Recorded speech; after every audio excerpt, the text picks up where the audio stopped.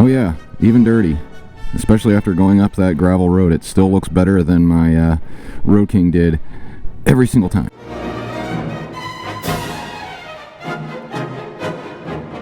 Hi y'all, I'm Chase. This is my 2021 Harley-Davidson Pan America, and today's video is, well, it's kind of a sad one. I realized something, and it kind of makes me a little, like I said, a little down. As some of you know, I used to have a sweet little Road King. It was the first year that they came out with the M8. Man, I loved it. It was a great bike. I mean, seriously, a great bike. But, well, you know what? We're going to take the road less traveled today. How about that? But anyways, it was a great bike, really. But this is why we're going to take the road less traveled. I would never do this with it.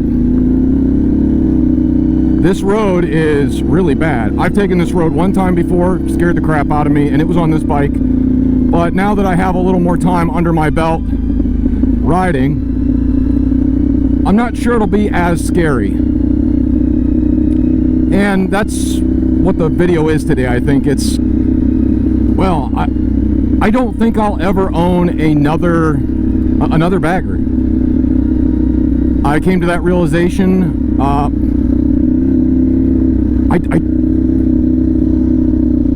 there you go, look at that.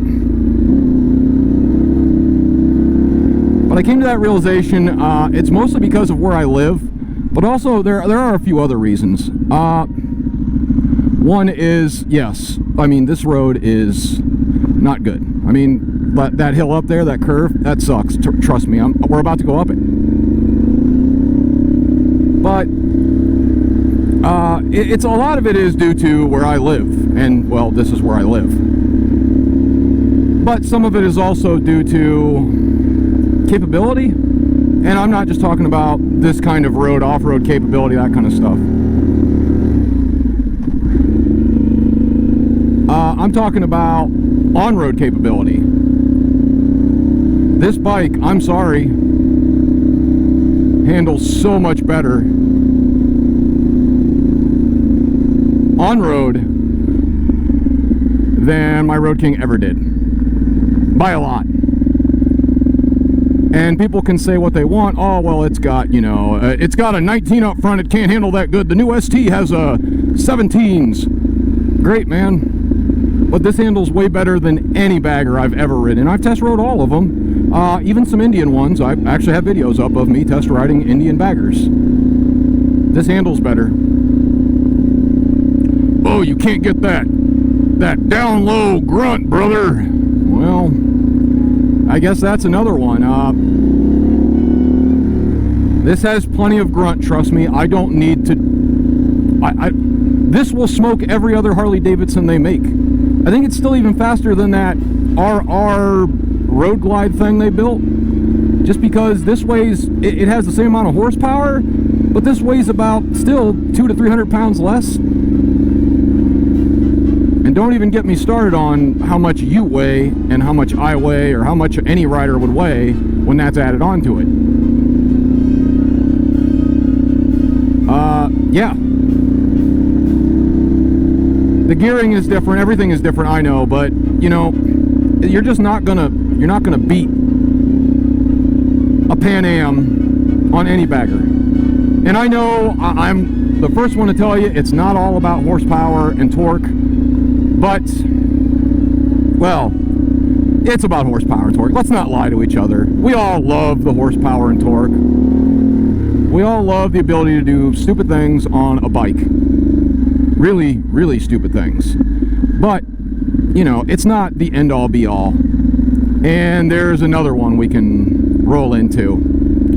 I hate to tell you this, because, well, it's admitting that, again, that horsepower and torque is not the end-all be-all. Let me tell you this as someone who likes to go for long rides. The end-all be-all, it's the suspension. I don't care what anybody tells you. A bike with 40 horsepower and a great suspension is going to be a lot better to ride than a bike with 150 horsepower and the crappiest suspension. I remember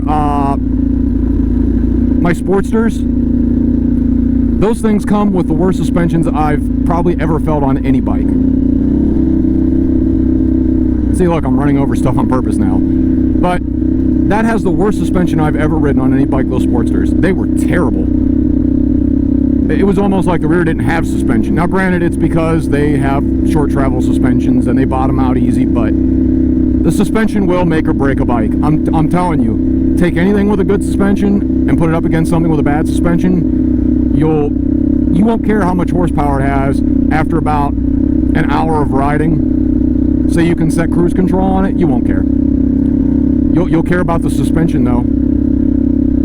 A lot of guys will. I was just talking to a guy in the comment section on one video, and he was talking about his Sportster. He has an 04, and he was like, yeah, it's like a 50-mile bike. You go 50 miles on it and then you're pretty much done. Because that's, I mean, that's the way it is. It's not really, you know, a touring bike. And everybody says, oh, you got to get a touring bike. Well, there you go. There's another one. This thing does as good as any touring bike will, as any bagger. Actually, it's better. You see those radiator covers on the side there? I don't know if you can see them, but they pretty much block all the wind from my legs. Oh, I also got a lot less wet. Getting caught in a rainstorm with my cousin. He was on his street glide. I was barely wet. He was soaked. Now that's a weird thing, isn't it? Being this bike isn't as wide, it's smaller. It's the total of the bike, the sum of the parts. And I'm sorry, but I don't see myself ever needing or wanting a bagger again. Now, would I take one? Absolutely. Especially if it was free, or if it was like an insanely good price. But ever since I've gotten a Pan Am, and I'm sure that probably every guy that buys, like, you know, an adventure bike, at least one of these large ones, I'm sure they feel the same way. You look back at that, now, maybe for, like, hauling a passenger, because I will admit, it is a high seat, and it does feel a little scary, because they're, like, tree-topped on the, you know, on the back seat. Yes, I get that. But other than, I mean, if I'm not riding with someone on the back, there's no advantage. Oh, one last one. I actually dropped my Road King once. I was at a stop, wasn't paying attention, put my foot down, didn't realize I was on some gravel, and I just dropped it. Man, it sucked. Picking up 800 and some pounds, I'll tell you what, that was not fun or easy, and it sucked bad. I've dropped this once. I'll tell you this, it was a heck of a lot easier to pick up by leaps and bounds. And that's because this is 560 pounds, and that was like 830 or so, I don't know. So you're talking almost 200 pounds less.